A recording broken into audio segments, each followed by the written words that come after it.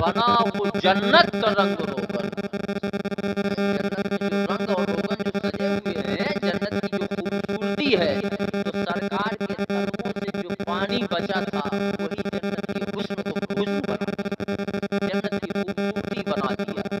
بچا جو ان کے قدموں کا دھون، بنا وہ جنت کا رنگ روغن. جنہوں نے پائی دولہا کی اترن، وہ پھول گلے گلزار کے ہوئے تھے، وہ پھول گلے گلزار کے ہوئے تھے. اور ایک برے عقیدے کا رنگ. کچھ لوگ کہتے ہیں کہ یہ سرکار کہاں گئے کیسے آ گئے، کہاں گئے کیسے آ گئے. اعلیٰ حضرت فرماتے ہیں وہی ہے اول، وہی ہے آخر. بھائی ہمارے سرکار ہی سب سے پہلے پیدا کیے گئے نا. میرے آقا ارشاد فرماتے ہیں کہ میرے نور کو اللہ کے نور سے پیدا کیا گیا. اے بابو تھوڑی دیر رک جاؤ بس. میرے نور کو سرکار فرما رہے ہیں اللہ نے اپنے نور سے بنایا. تو اب صرف ایک خدا ہے، خدا کے علاوہ کوئی نہیں. اور دوسری جو ذات بنائی جاتی ہے وہ کون ہے؟ مصطفیٰ. تو نبی سے پہلے کچھ نہیں، صرف اللہ اور اس کے رسول ہیں. اور آخر میں بھی سرکار تشریف لائے نا، اس کے بعد نبوت کا دروازہ بند ہو گیا نا. بند ہوا کہ نہیں ہوا؟ تو کچھ لوگ سوچتے ہیں کہ یہی سب سے پہلے نبی ہے، یہی بعد میں نبی ہوئے. یہ معاملہ کیا ہے؟ میرے اعلیٰ فرماتے ہیں وہی ہے اول. اول زمانے سب سے پہلے وہی ہے اول، وہی ہے آخر، وہی ہے ظاہر، وہی ہے باطن. ارے اسی کے جلوے اسی سے ملنے، اسی سے اس کی طرف گئے تھے. اسی کے جلوے اسی سے ملنے، اسی سے اس کی طرف گئے تھے. اب کمانے امکا کے جھوٹے نقطوں، تم اول آخر کے فیل میں ہو.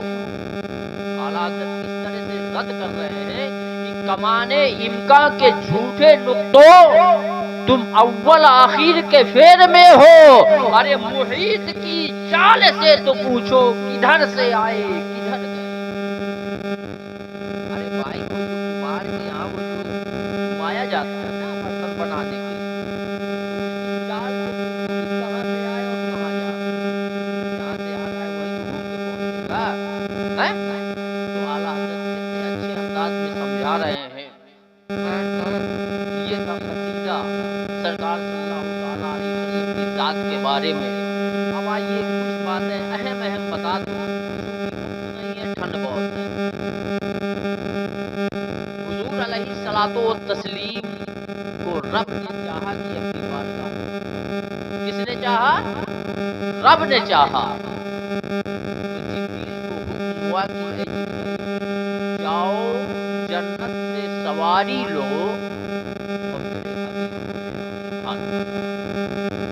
معراج میں 3 مرحلے ہیں. کتنے؟ 3. ایک مکہ سے لے کے مسجد اقصی بیت المقدس تک، جہاں آج فلسطینیوں کو ستایا جاتا ہے. ایک سفر معراج تو یہ ہے. اور دوسرا مرحلہ ہوتا ہے بیت المقدس سے لے کے سدرۃ المنتہا تک. اور تیسرا معاملہ جو ہوتا ہے معراج کا، وہ سدرۃ المنتہا سے عالم ہاہوت تک. یہ عالم ہاہوت لاہوت یہ سب ایسے عالم ہیں، یہ بھی دنیا ہے. یہ سرکار ہمارے وہاں تشریف لے جا رہے ہیں. مسئلہ اب یہ ہوتا ہے، دیکھیے بڑی باریکیاں ہیں معراج کے واقعے میں، کہ سرکار جسم کے ساتھ گئے یا روح کے ساتھ گئے، یا سرکار کو جو معراج ہوئی وہ جسمانی ہوئی یا روحانی ہوئی. تو دیکھیے سرکار کو معراج اگر روحانی ہونی ہوتی تو سواری کی ضرورت کیا تھی؟ بولیے بھائی. روح کو سواری کی ضرورت ہے. جب روح انسان کی نکلتی ہے تو اسے سواری کی وہ محتاج ہوتی ہے، وہ تو خود ہوا ہے. تو اگر آقا کی معراج روحانی ہوتی تو پھر براق کی ضرورت کیوں پڑی؟ پتا چلا کہ تاجدار کائنات کی معراج روحانی نہیں بلکہ جسمانی ہوئی ہے۔ اب حضرت جبریل امی کو بھیجا گیا، جبرائیل جاؤ۔ بارگاہ مصطفیٰ میں حضرت جبریل امی حاضر ہوتے ہیں۔ حاضر ہونے کے بعد کیا دیکھتے ہیں کہ آقا آرام فرما رہے ہیں۔ سوچنے لگے کہ آقا کو بیدار کیسے کروں، جگاؤں کیسے؟ تو دل میں خیال آیا کہ یہ کافوری ہونٹ، یہ نازک ہونٹ اپنے تلوے مصطفیٰ میں رکھ دے۔ اے جبرائیل، اے سدرہ کے مکین، تو یہ اپنے کافوری ہونٹ تاجدار کائنات کے قدموں میں رکھ دے۔ تو حضرت جبریل امی اپنے ہونٹ مقدسہ تلوے مصطفیٰ میں رکھتے ہیں اور سر نہیں اٹھ رہا ہے۔ حکم ہوا جبرائیل کیا ہوا؟ عرض کیا اے پاک پالن ہار، نہ جنت کی کیاری میں دیکھا، مزہ جو محمد کے تلوے میں دیکھا۔ یہ مزہ ہمیں جنت میں نہیں آیا جو مزہ تاجدار کائنات کے تلوے چومنے میں آ رہا ہے۔ آقا بیدار ہوئے، فرمایا جبرائیل کیا ہے؟ حکم ہوا، عرض کیا یا حبیبی یا رسول اللہ، قد اشتاق اللہ، اللہ آپ سے ملاقات کا خواہش مند ہے، آپ سفر معراج کے لیے چل رہے ہیں۔ اچھا آیت کریمہ دیکھیے ذرا، سبحان الذی اسری بعبدہ، پاک ہے وہ ذات جو لے گئی اپنے بندے کو راتوں رات، من المسجد الحرام الی المسجد الاقصی، مسجد حرام سے مسجد اقصی تک۔ اب آپ ذرا سوچئے کہ اللہ فرما رہا ہے پاک ہے وہ ذات جو لے گئی اپنے بندے کو راتوں رات۔ تو بندے کو لینے، حضور کو لینے جبرائیل آئے تھے یا خود خدا آیا تھا؟ بولیے بھائی، بات نہیں سمجھ پا رہے؟ جبرائیل آئے تھے نا۔ ادھر تو خدا کہہ رہا ہے کہ پاک ہے وہ ذات، یعنی اپنے آپ کو کہہ رہا ہے کہ پاک ہے وہ خدا جو لے گیا اپنے بندے کو راتوں رات۔ کیا مطلب؟ یہ یہاں پہ ایک مقام تعجب ہے۔ جب کوئی بڑی عمدہ بات کی جاتی ہے، بہت اہم بات کی جاتی ہے، تب اللہ اپنی پاکی بیان کیا کرتا ہے۔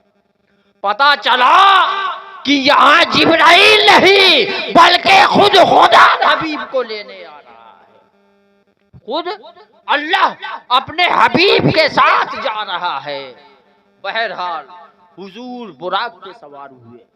سوار ہونے کے بعد جب سفر معراج شروع ہوا تو تمام انبیاء کو حکم ہوا کہ مسجد اقصی میں پہنچ جاؤ، وہاں امامت حضور محمد الرسول اللہ فرمائیں گے۔ تو حضرت موسیٰ علیہ السلام، ان کی قبر جو ہے راستے میں پڑتی تھی، تو دو باتیں عرض کی اللہ کی بارگاہ میں کہ اے پاک پالن ہار، تو قادر مطلق ہے، میں یہ چاہتا ہوں کہ چونکہ راستہ یہی ہے حضور کے نکلنے کا، گزرنے کا، تو چاہتا یہ ہوں کہ پہلے میں اپنی قبر میں سرکار کا استقبال کر لوں، اور مولا مجھے اتنی توفیق دے کہ میں تیرے حبیب سے پہلے بیت المقدس پہنچ جاؤں اور ان کے پیچھے ان کا مقتدی بھی بن جاؤں۔ رب نے کہا اے موسیٰ، تیری خواہش منظور کی گئی، تیری تمنا پوری کی گئی۔ میرے مصطفیٰ جب براق پہ سوار ہو کے نکلے ہیں نا، تو صحیح بخاری میں بھی ہے، ترمذی میں بھی ہے، مسلم میں یہ حدیث پاک موجود ہے۔ میرے آقا ارشاد فرماتے ہیں، میرے آقا ارشاد فرماتے ہیں موسیٰ فی قبرہ قائما یصلی، یعنی میرے آقا ارشاد فرماتے ہیں کہ جب میں موسیٰ کی قبر سے نکلا تو موسیٰ کھڑے ہو کے صلاۃ پڑھ رہے تھے۔ موسیٰ کھڑے ہو کے کیا پڑھ رہے تھے؟ صلاۃ پڑھ رہے تھے۔ اب بعض لوگ سوچتے ہیں کہ صلاۃ کا معنی نماز کے بھی ہوتا ہے۔ صلاۃ کے 56 معنی ہوتے ہیں، کتنے؟ 56 معنی. سلات کا معنی کبھی درود کے ہوتا ہے، سلات کے معنی کبھی نماز کے ہوتا ہے، سلات کے معنی کبھی استغفار کے ہوتا ہے.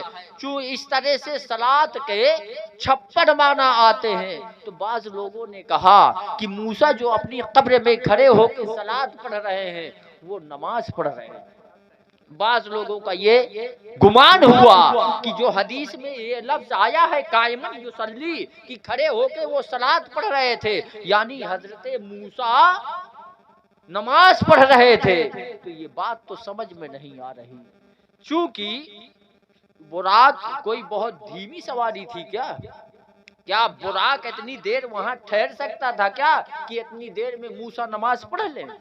پتا کیا چلا کہ حضرت موسیٰ اپنی قبر میں نماز نہیں بلکہ تاجدار کائنات کے آمد کے استقبال میں سرکار پہ درود و سلام پڑھ رہے تھے. اب ایک مسئلہ حل ہو گیا. جو کچھ لوگ کہتے ہیں کہ بیٹھ کے نہیں پڑھنا چاہیے، کھڑے ہو کے کیوں پڑھنا؟ ارے مسجدوں میں صلاۃ و سلام پڑھا جاتا ہے نا، کھڑے ہو کے پڑھتے ہیں نا. تو بعض لوگ اعتراض کرتے ہیں کہ یہ کہاں سے ثابت ہے؟ اے نادان، یہ ترمذی، بخاری اور مسلم سے ثابت ہے، یہ حضرت موسیٰ سے ثابت ہے.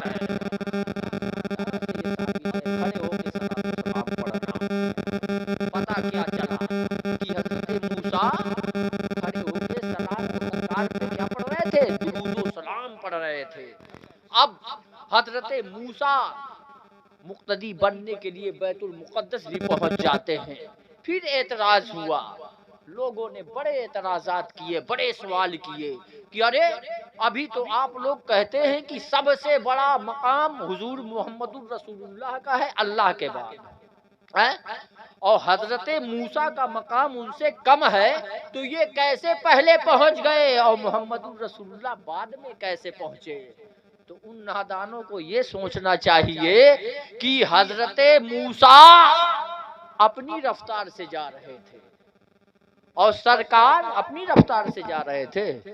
ارے بولیے بھائی، سرکار اپنی رفتار سے جا رہے تھے معراج پہ؟ نہیں، سرکار جو ہے براق کی رفتار سے جا رہے تھے. تو براق کی رفتار بدرجہ اول اولا نبوت کی رفتار سے کم ہوا کرتی ہے. موسیٰ اس لیے آگے پہنچ گئے کہ وہ اپنی نبوت کی رفتار سے گئے تھے، اور براق اس لیے پیچھے رہ گیا کہ مصطفیٰ اس کے اوپر سوار تھے. اس طرح سے حضرت موسیٰ پہلے پہنچے. اب آپ یہاں پر یہ حدیث پوری بیان کر رہا ہوں. لوگ کہتے ہیں کہ ارے یہ سب انبیاء معاذ اللہ، اللہ کی پناہ، مر کے سب مٹی میں مل گئے، معاذ اللہ، اللہ کی پناہ. تو آپ یہ بتائیے کہ اگر یہ تمام کم و بیش 1,24,000 یا 2,24,000 انبیاء اکرام اگر یہ سب مر کے مٹی میں مل گئے تو پھر آقا امامت کس کی کر رہے ہیں؟ سبحان اللہ. یہ تمام انبیاء کا گروہ کیوں مسجد اقصی میں آیا؟ پتا چلا کہ جو اللہ والے ہوا کرتے ہیں، جو اللہ کے برگزیدہ ہوا کرتے ہیں، جو انبیاء و رسول ہوا کرتے ہیں، وہ مرا نہیں کرتے ہیں بلکہ ان کی دنیا بدل جایا کرتی ہے.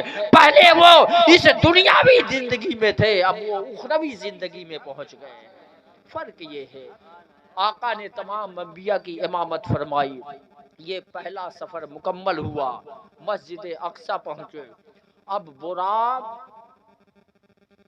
اب یہاں پہ سرکار رکے اور سرکار کی سواری بھی چینج ہوئی. سبحان اللہ. اب میرے آقا وہاں سے دوسری سواری میں تشریف فرما ہوتے ہیں. اب یہ سواری، اس سواری کا نام کیا تھا؟ رف. ٹھیک ہے. اب یہ سواری یہاں سے چینج ہوئی. اب یہ سدرۃ المنتہا تک پہنچے. سدرۃ المنتہا تک کس کے ساتھ گئے؟ جبرائیل کے ساتھ گئے. لینے کون گیا؟ جبرائیل گئے. لیکن جب سدرۃ المنتہا میں پہنچے تو حضرت جبریل امی نے، سرکار علیہ الصلوۃ والتسلیم نے کبھی حضرت جبریل سے پوچھا تھا کہ اے جبرائیل یہ بتاؤ کہ تمہاری حقیقت کیا ہے؟ اور حضرت جبرائیل نے بھی عرض کیا تھا یا رسول اللہ آپ یہ بتائیے کہ آپ کی حقیقت اور ماہیت کیا ہے؟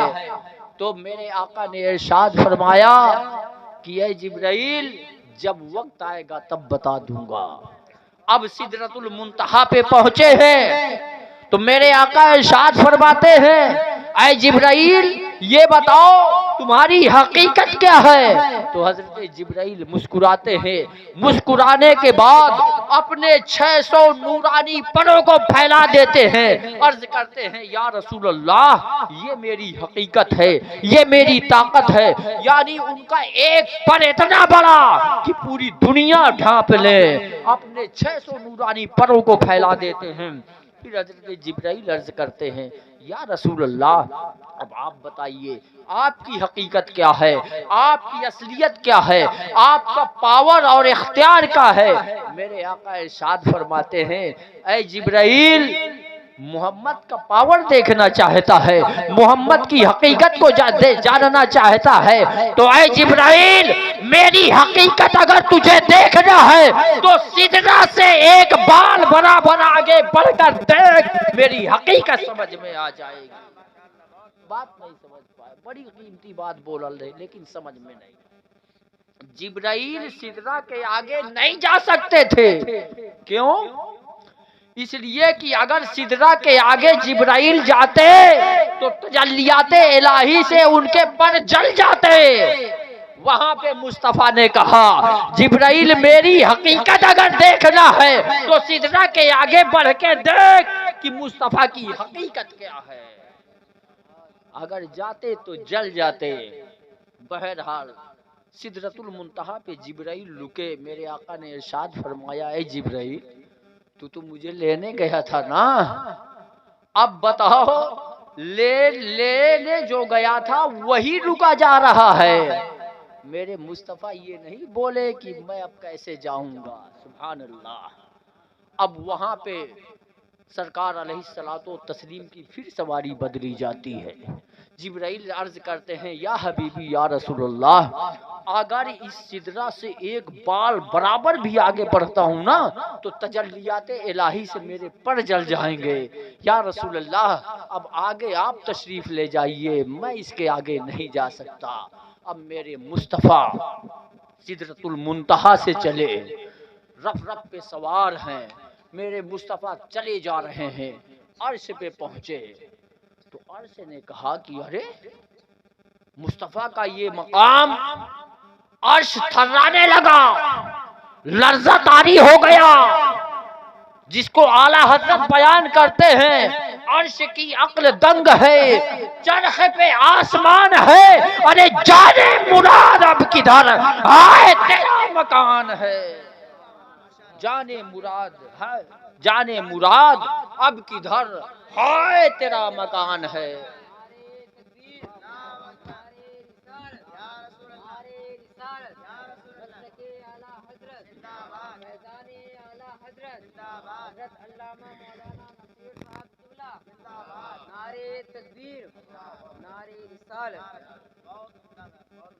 عرش بھی نہیں سمجھ سکا کہ مصطفیٰ کہاں جا رہے ہیں۔ اے عقل مندو، اے خرد والو تم بتاؤ مصطفیٰ کہاں گئے؟ اے ہواؤ تم بتاؤ مصطفیٰ کہاں گئے؟ اے جہتو اے اوپر تو بتا مصطفیٰ کہاں گئے؟ اے نیچے تو بتا مصطفیٰ کہاں گئے؟ اے دائیں جانب تو بتا مصطفیٰ کہاں گئے؟ اے بائیں جانب تو بتا مصطفیٰ کہاں گئے؟ یہ جہات ستہ، 6 جہتیں بھی کانپ اٹھی، پتہ نہیں لگا سکی مصطفیٰ کہاں گئے۔ عرش کی عقل دنگ ہے، چرخ پہ آسمان ہے، جانے مراد اب کدھر ہائے تیرا مکان ہے۔ اور خرد سے کہہ دو کہ سر جھکا لے، خرد کا معنی ہوتا ہے عقل، خرد سے کہہ دو کہ سر جھکا لے، گما سے گزرنے والے ارے وہاں پڑے ہیں جہد کو لالے، کدھر سے آئے کدھر گئے تھے۔ یہ ہے معراج کا مطلب۔ عقل بھی تھرا گئی، سمجھ نہیں پائی مصطفیٰ کہاں گئے۔ اوپر نیچے دائیں بائیں جانب یہ سب تھرا گئے، ہوائیں جو ہے دم توڑ دیے، پتہ نہیں لگا پائی مصطفیٰ کہاں گئے۔ مصطفیٰ وہاں گئے جہاں وہ بنے تھے تو جہاں بھی نہیں تھا، تو کیسے کوئی پتہ لگائے گا کہ مصطفیٰ کہاں گئے؟ اسی کو تو اعلیٰ حضرت نے کہا ہے نا اپنے شعر میں، کمانے امکا کے جھوٹے نکتو تم اول آخر کے پھیر میں ہو، محیط کی چال سے تو پوچھو کدھر سے آئے کدھر گئے تھے۔ مصطفیٰ کہاں گئے کسی کو نہیں معلوم۔ بہرحال تاجدار کائنات کا سفر جاری رہا۔ عرش پہ جب پہنچتے ہیں تو وہاں عالم ہاہوت میں پہنچتے ہیں۔ سرکار کے جسم نور الہی سے، تجلیات الہی سے روشن کیا جاتا ہے۔ جب آپ عرش کے آگے اب کچھ نہیں ہے، ساری چیزیں وہاں سے ختم ہو گئی، اب عالم لاہوت ہے، پھر عالم ہاہوت ہے۔ اب عالم ہاہوت کے علاوہ کچھ اب آگے نہیں ہے۔ اب مصطفیٰ آگے بڑھے، اب وہاں کوئی نہیں ہے۔ اب مصطفیٰ جا کہاں رہے ہیں؟ نو پیرس، لامکان چلے گئے۔ لامکان کا معنی سمجھتے ہیں؟ یہ عربی لفظ ہے، عربی لفظ، کوئی مکان نہیں، کوئی جگہ نہیں۔ لامکان کا مطلب کوئی جگہ نہیں۔ اچھا مصطفیٰ بنے کب؟ وہ بھی لامکان میں بنے، تو بنا کے رکھا کہاں؟ ارے لفظ کہاں بھی نہیں، لفظ کہاں بھی نہیں۔ تو مصطفیٰ لامکان میں گئے، کیونکہ خدا وہ ہے جس کا کوئی مکان نہیں ہے۔ اگر خدا کے لیے مکان مانیں گے تو ایمان ختم ہو جائے گا، اس کو محدود کر دیں گے۔ خدا کا کوئی مکان نہیں، لامکان میں۔ اب مصطفیٰ کہاں؟ لامکان میں، کوئی جگہ ہی نہیں۔ تو اب یوں کہہ لو کہ جہاں مصطفیٰ بنائے گئے اسی لامکان میں مصطفیٰ پھر گئے ہیں، اسی لامکان میں گئے۔ اب ذرا ایک پوائنٹ اور دینا چاہوں گا۔ اللہ نے قرآن میں ارشاد فرمایا قد جاءکم من اللہ نور، تحقیق کیا گیا تمہارے پاس اللہ کی جانب سے نور۔ جب مصطفیٰ آئے تو نور کہا گیا، اور جب رب لے جا رہا ہے تو عبد کہا جا رہا ہے، بندہ کہا جا رہا ہے۔ اس میں کیا حکمت ہے؟ اس میں حکمت یہ ہے کہ اصل میں محمد الرسول اللہ کی ذات بابرکت نور ہے، نور۔ لیکن جب انہیں ہمارے بیچ میں بھیجا گیا تو ان کے حسن میں 70,000 پردے لگا کے بھیجے گئے، ورنہ ہماری آنکھیں انہیں نہیں دیکھ سکتی تھی۔ اور حضرت حضور کو فاطمہ کا باپ بنایا، حضور کو بھوکا رکھا، حضور کو پتھر کھلوائے گئے، تاجدار کائنات کے اولاد ہوئی۔ یہ سب معاملات کیوں ہوئے؟ اس لیے ہوئے کہ کہیں کوئی محمد الرسول اللہ کو خدا نہ سمجھ بیٹھے، کوئی محمد الرسول اللہ کو خدا نہ سمجھ بیٹھے، اس لیے انہیں انسانوں میں رکھا۔ حضرت فاطمہ کا باپ بنایا تاکہ خدا نہ سمجھے، حضرت ابراہیم کا باپ بنایا تاکہ کوئی خدا نہ سمجھے، حضرت حسنین کا نانا بنایا تاکہ کوئی خدا نہ سمجھے، اور معراج میں بلا کے یہ بتا دیا کہ اے میرے بندو، مصطفیٰ جو ہے میں نے فاطمہ کا باپ اس لیے بنایا کہ کوئی خدا نہ کہے، معراج میں اس لیے بلایا کہ کوئی خدا سے جدا نہ سمجھے۔ یہ مطلب ہے معراج کا، یہ مطلب ہے معراج کا۔ تو میرے پیارو، میرے مصطفیٰ عالم ہاہوت میں پہنچے ہیں۔ جب وہاں پہنچے تو اب قرآن کی آیت آپ پھر پڑھیے، ثم دنا فتدلا، غور سے سنیے گا، ثم دنا فتدلا، وہ اور قریب ہوا۔ کون قریب ہوا؟ ادھر توجہ، خدا قریب ہوا کہ مصطفیٰ قریب ہوئے؟ ثم دنا، پھر وہ اور قریب ہوا۔ کون قریب ہوا؟ مصطفیٰ قریب ہوئے کہ خدا قریب ہوا؟ آئیے اب تفسیر سے یہ بات معلوم کرتے ہیں، چنانچہ حضرت عبداللہ کی تفسیر موجود ہے، دلال جبار رب العزت، یعنی جب عالم ہاہوت میں مصطفیٰ گئے تو قریب کون ہو رہا ہے؟ مصطفیٰ قریب نہیں ہو رہے ہیں، بلکہ ندا آئی کہ اے میرے پیارے حبیب، مکہ سے لے کے مسجد اقصی تک، مسجد اقصی سے لے کے سدرۃ المنتہا تک، سدرۃ المنتہا سے لے کے عالم ہاہوت تک تو چل کے آیا ہے۔ اے مصطفیٰ اب تو مت چل، میں چل کے۔ ارے واہ واہ، ماشاءاللہ، نعرہ تکبیر، نعرہ رسالت، مسلک اعلیٰ حضرت، فیضان اعلیٰ حضرت، فیضان اعلیٰ حضرت حضرت علامہ مولانا نصیر احمد صاحب مصباحی، بہت قوت، ماشاءاللہ، اچھا بیان ہو رہا ہے۔ دنل جبار رب العزت، اللہ تبارک و تعالی مصطفیٰ کے قریب ہوا۔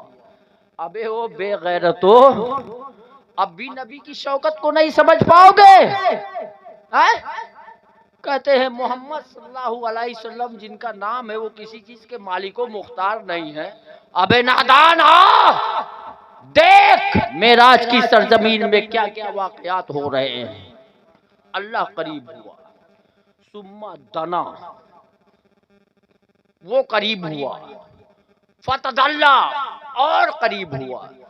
ابھی جیسے آپ بیٹھے ہیں نا تو میرے قریب ہے نا، میں آپ سے کہوں اور قریب آ، اور قریب آئے، لیکن یہ کب تک آپ کو قریب بلاتا رہوں گا؟ جب تک تھوڑا دوری باقی رہے گی۔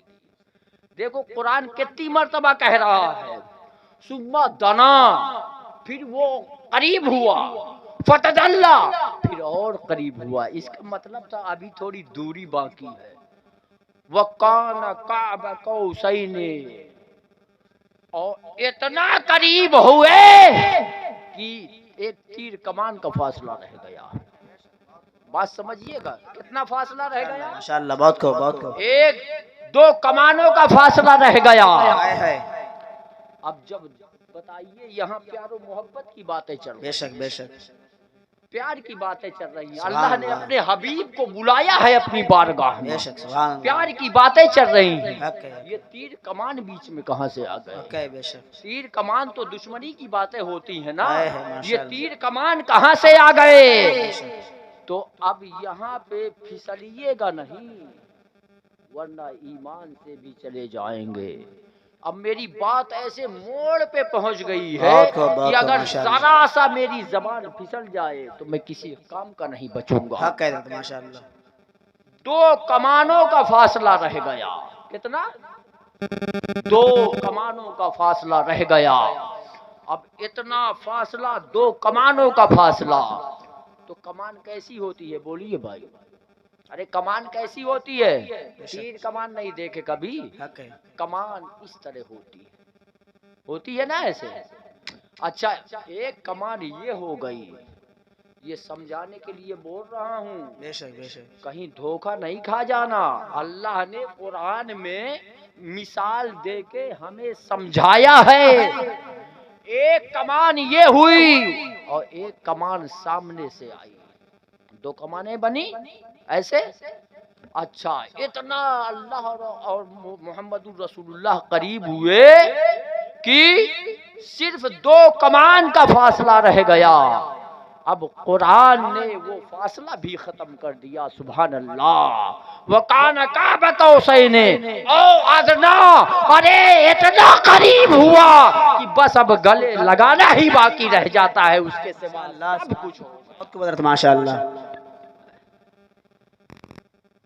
اس کے بعد ساری چیزیں ختم ہو جاتی ہیں. قرآن نے ماشاء یہ اللہ، قربت بھی سبحان ختم اللہ، کر دی. بہت او دنا فتح یعنی اتنا قریب ہو گئے سبحان اللہ، کہ سبحان اب جو ہے قربت ختم ہی ہو گئی. حق ہے ماشاء اللہ، سبحان اللہ. اللہ کے قریب ہو گئے.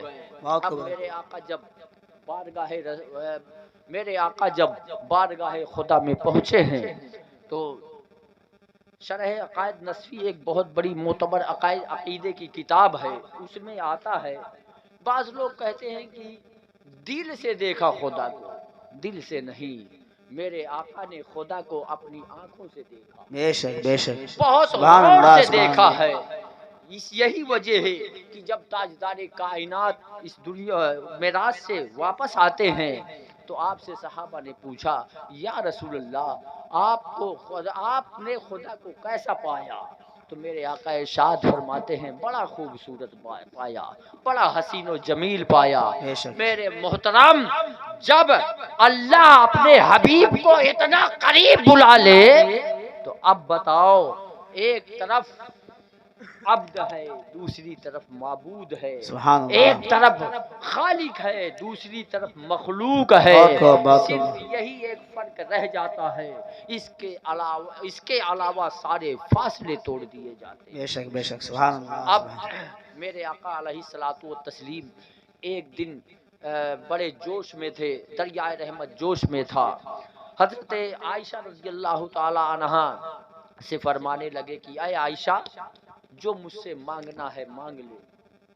تو دوڑی دوڑی اپنے ابا حضرت ابو بکر صدیق کی بارگاہ میں پہنچتی ہیں، عرض کرتی ہیں ابا جان، سرکار کا دریائے رحمت جوش میں ہے اور فرما رہے ہیں جو مانگنا ہے مانگ لے. اے ابا حضور کیا مانگوں سرکار سے؟ حضرت صدیق اکبر فرماتے ہیں کہ یہ میری بیٹی عائشہ، جاؤ اور سرکار سے کہنا کہ معراج کی رات سبحان اللہ. جو آپ کے اور خدا کے بیچ میں تنہائی میں جو بات چیت ہوئی تھی نا، ان میں سے جو باتیں ہوئی ہیں ایک بات بتا دیں کہ کیا ہوئی ہے، بس میں یہ مانگتی ہوں. بے شک بے شک. میرے آقا مسکرانے لگے اور سمجھ گئے کہ یہ میرے رازدار کا کام ہے. سبحان اللہ. مسکرانے لگے. میرے آقا ارشاد فرماتے ہیں کہ اے عائشہ کہ جب میں معراج میں پہنچا اور سرکار کے اللہ اور میرے مابین جو بات چیت ہوئی، ان بات چیتوں میں سے ایک بات یہ ہے کہ اگر کوئی مسلمان بندہ کسی مسلمان کے دل کو خوش کر دے تو وہ سیدھے جنت میں چلا جاتا ہے. سبحان اللہ. سبحان اللہ. سیدھے کہاں جاتا ہے؟ جنت میں جاتا ہے. تو حضرت عائشہ تو بڑی خوش تھی، لیکن حضرت ابو بکر رو رہے تھے. تو حضرت عائشہ عرض کرتی ہیں ابا حضور یہ تو بڑی اچھی بات ہے، آپ رو رہے ہیں. اگر ہم کسی مسلمان کے دل کو خوش کر دیں گے تو سیدھے ہمیں جنت ملے گی. حضرت ابو بکر فرمانے لگے اے بیٹی، ابھی تو سرکار کی بات کو نہیں سمجھی ہے، صرف ایک پہلو سمجھا ہے. اس کا مطلب یہ نکلتا ہے کہ اگر کوئی مسلمان کسی مسلمان کے دل کو خوش کر دے گا تو وہ سیدھے جنت میں جائے گا، اور اگر کوئی مسلمان کسی مسلمان کے دل کو ناراض کر دے گا تو وہ سیدھے جہنم میں جائے گا. میرے پیارو، ہمیں اور آپ کو یہ بھی لحاظ رکھنا ہے کہ جہاں تک ہو سکے تو ہماری ذات سے کسی کو کوئی تکلیف نہیں ہونا چاہیے، وہ ہم سے ناراض نہ ہو. اور ہمارے یہ قاری صاحب قبلہ تشریف فرما ہے، تفصیلی گفتگو نہیں کیا میں نے، بڑے مختصر انداز میں معراج تک پہنچا دیا، اس لیے کہ معراج کا واقعہ بہت بڑا واقعہ ہے. بہت ساری چیزیں راستے میں ہوتی ہیں، کہاں کہاں کیا کیا ہوتا ہے، وہ تو کم سے کم 2-4-6 گھنٹے کا موقع چاہیے تب پوری بات ہو سکتی ہے. لیکن چلتے چلتے ایک بات یہ کہنا چاہتا ہوں کہ آپ کے یہاں حضرت حافظ و قاری عبد القدوس صاحب بڑے لگن کے ساتھ بڑے دل جمعی سے محنت کر رہے ہیں. تو لہٰذا آپ حضرات سے گزارش ہے کہ آپ اپنے بچوں کو پڑھائی کی طرف مائل کریے. پرانا رسم و رواج، پرانی ریت چھوڑ کے اپنے بچوں کے اندر دینی تعلیم اجاگر کروائیے. تاکہ آنے والے وقت میں جب ہمارا کوئی سہارا نہ رہے، ہمارے اس دنیا سے جانے کے بعد کم سے کم ہمارا بچہ ہمارے سروں میں کھڑے ہو کے سورہ فاتحہ پڑھ سکے، ہماری فاتحہ پڑھ سکے۔ تو آپ لوگ اپنے بچوں کو علم کی طرف مدرسوں کی طرف بھیجیے۔ آج ہم مسلمانوں میں علم کی کمی ہے، آج ہم کمزور کیوں ہیں، آج ہم کیوں کاٹے مارے جا رہے ہیں؟ آج ہر میدان میں مسلمان پیچھے آ گیا ہے۔ سیاست کا میدان ہے تو مسلمان پیچھے ہے، علم کا میدان ہے تو مسلمان پیچھے ہے، پڑھائی لکھائی کا میدان ہے تو مسلمان پیچھے ہے۔ مسلمان آگے کس میں ہے؟ خرافات کروانے میں آگے ہے، مسلمان دارو گانجا پینے میں آگے ہے، مسلمان چوری اور چماری میں آگے ہے، مسلمان عیاشیوں میں آگے ہے۔ آج ہم اپنے سرکار کے بتائے ہوئے طریقے کو بالکل بھول چکے ہیں۔ میرے پیارو، اپنے بچوں کو پڑھائیے لکھائیے، اس لیے کہ علم ایک ایسی روشنی ہے، علم ایک ایسا نور ہے کہ جب وہ خود روشن ہوتا ہے نا تو اپنے چاروں طرف وہ روشن و منور کر بے شک بے شک بے اندھیرا شک، نہیں رہنے حق ہے، دیتا ہے۔ ماشاء اللہ۔ ایک چیز اور میں آپ کو بتاؤں، ابلیس عصر کے بعد سمندر میں اپنا تخت بچھاتا ہے، بچھانے کے بعد اپنے چیلوں سے کہتا ہے کہ یہ میرے چیلوں جاؤ اور مسلمانوں میں پھوٹ ڈلواؤ۔ اس کے تمام چیلے جاتے ہیں تو وہ ابلیس جو ہے وہ تمام شیطان کے چیلے کہیں مسلمان بھائی بھائیوں میں جھگڑا کراتے ہیں، کہیں میاں بیوی میں جھگڑا کرا دیتے ہیں، کہیں وہ کسی مسلمان کو شراب پلا دیتے ہیں، کہیں کوئی گناہ کرا دیتے ہیں۔ اس طرح سے اس کے چیلے سارے کام کرتے ہیں تو ابلیس خوش نہیں ہوتا۔ ایک اس کا چیلا جاتا ہے، جانے کے بعد کہتا ہے کہ اے ہمارے سردار، آج میں نے ایک بچے کو اس کے علم سے روک دیا۔ جب اتنی بات وہ شیطان کا چیلا کہتا ہے تو اپنے تخت سے اچھلتا ہے اور اسے گلے لگا لیتا ہے۔ تو اب سارے چیلے کام کیے ہیں نا اس کے، ارے بولیے بھائی، سارے چیلے کام کیے ہیں نا، تو ان کا دل دکھتا ہے کہ ارے بھائی ہم بھی تو مسلمان کے بیچ میں جھگڑا کرائے ہیں، ہم بھی تو شراب حق ہے، پلائے حق ہے، ہیں، ماشاء یہ اللہ۔ ہمارے کام میں یہ جو ہے خوش نہیں ہوا، اس کے کام میں کیوں اتنا خوش ہو گیا؟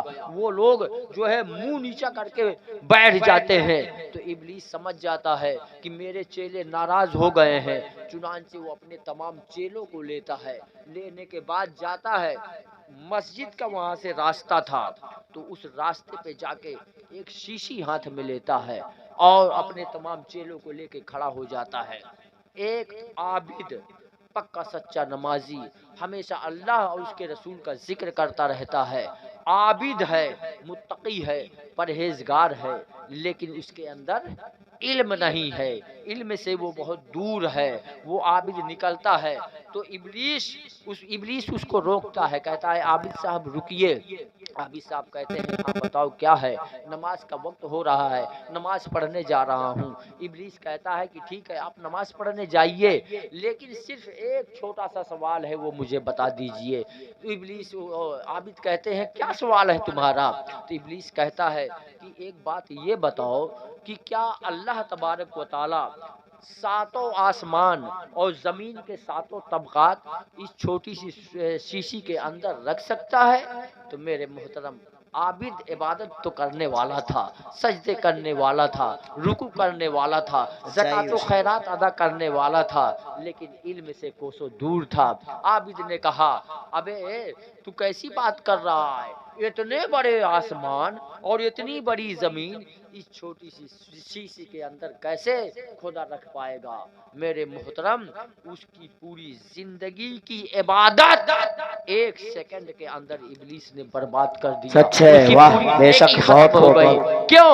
اس لیے کہ اس نے خدا کی قدرت کا انکار کر دیا تو وہ تباہ و برباد ہو گیا۔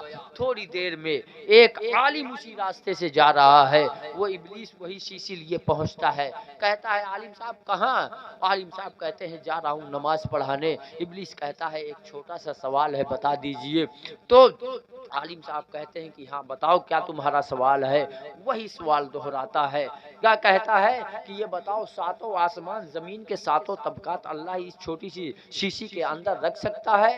تو عالم تھا، علم سے جڑا ہوا تھا، سرکار کی شریعت سیکھا ہوا تھا، قرآن پڑھے ہوئے تھا، احادیث پڑھے ہوئے تھا۔ عالم نے جواب دیا، ابے تو تو ابلیس معلوم ہوتا ہے، تو تو شیطان معلوم ہوتا ہے، اے نادان تو یہ شیشی کی بات کرتا ہے، میرا خدا تو اس پر قادر ہے کہ ساتوں آسمان اور زمین کے ساتوں طبقات ایک سوئی کے نوکے پہ رکھ دے گا۔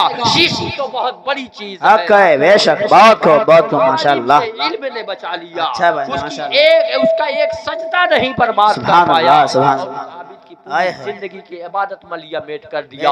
اب اپنے چیلوں کی طرف مڑتا ہے، مڑنے کے بعد سمجھاتا ہے، یہ میرے چیلے دیکھ، ایک طالب علم کو اس کی پڑھائی سے جو روک دیتا ہے تو اس کی زندگی تاریک ہو جاتی ہے، اور صرف اسی کی زندگی میں اندھیرا نہیں آتا بلکہ لاکھوں لوگوں کی زندگیاں تاریک ہو جایا کرتی ہیں۔ ایک عالم صرف اپنے لیے اجالا نہیں لایا کرتا بلکہ اپنے ساتھ لاکھوں کروڑوں لوگوں کو اس روشنی پہ چلا دیتا ہے تو خود جنت کا مستحق ہو جاتا ہے، اور ساتھ ساتھ جو اس کے کہنے پہ عمل کرتے ہیں وہ بھی جنت الفردوس اعلیٰ کے مستحق ہو جایا کرتے ہیں۔ ماشاءاللہ، سبحان اللہ، بہت خوب، اپنے بہت خوب، بچوں کو تعلیم دیجیے، حق ہے، حق ہے، پڑھائیے لکھائیے، چاہے وہ ڈاکٹری کا میدان ہو، چاہے انجینئر ہو، چاہے چاہے آئی ایس ہو، چاہے پی سی ایس بناؤ، کم سے کم اپنے بچوں کو پڑھا لکھا کے آگے تو بھیجو۔ ماشاءاللہ، ہم پڑھائی لکھائی سے اسی طرح دور رہے اور ہمارے ماں باپ آرام پرستی کا شکار ہو گئے کہ 12 سال کا بچہ ہوتا ہے، 15 سال کا بچہ ہو جاتا ہے تو ہمارے یہاں کا رواج کیا ہے؟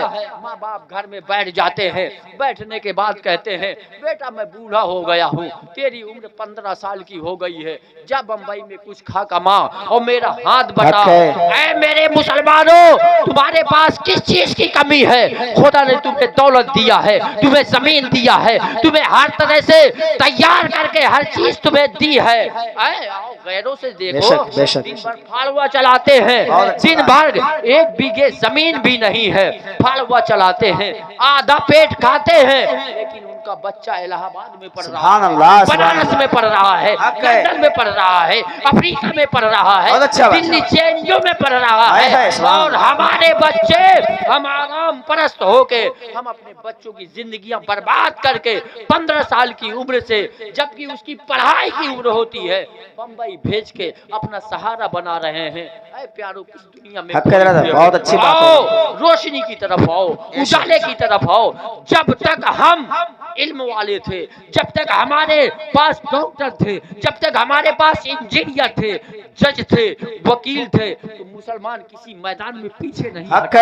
آج یہ میدان ہمارے خالی ہو گئے ہیں، یہی وجہ ہے کہ آج ہم پسپا ہیں، ہم جو ہے کمزور ہیں، ہمارا کوئی پرسان حال نہیں ہے۔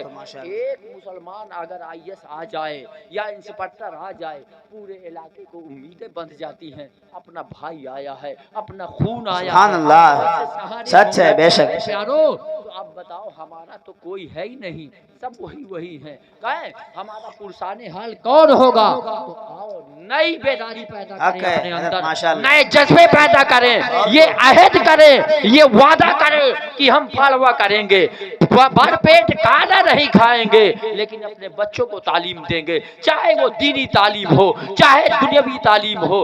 آج ڈاکٹروں کی کمی ہے، ہماری ماں اور بہنیں غیر ڈاکٹروں کے پاس کیوں جاتے ہیں؟ اس کی وجہ یہ ہے کہ ہم میں ڈاکٹر نہیں ہے۔ آج دنیا کے مقدمات چلتے ہیں، دنیا کے مقدمے ہو رہے ہیں، ہماری اور ماں اور بہنیں غیروں کے پاس کیوں جاتی ہیں؟ اس لیے کہ ہمارے پاس وکلا وکیل نہیں ہے، ہمارے پاس جج نہیں ہے، آج ہمارے پاس انجینئر نہیں ہے، یعنی سرکاری پوسٹیں جتنی بھی ہوا کرتی ہیں وہ ہم سے بہت دور ہے، اس لیے آج ہم کمزور ہوتے ہوئے چلے جا رہے ہیں۔ آؤ علم کے میدان کو پکڑ لو، آؤ علم کی وہ طاقت ہے، ارے اس قلم کے نوک میں وہ پاور ہے کہ اگر تم عالم بن گئے یا غازی بن گئے یا جو ہے وکیل بنے جج بنے تو تمہارے قلم کی ایک نوک جو ہے ہزاروں نہیں ہزاروں کروڑوں مسلمانوں کی زندگی کو بنا دے گی. سبحان اللہ. اگر ارے پڑھائی سے دور ہو گئے تو خود تو برباد ہو جاؤ گے, تمہاری قوم بھی تمہارے ساتھ ڈوب جائے گی. بہت اچھا ماشاءاللہ.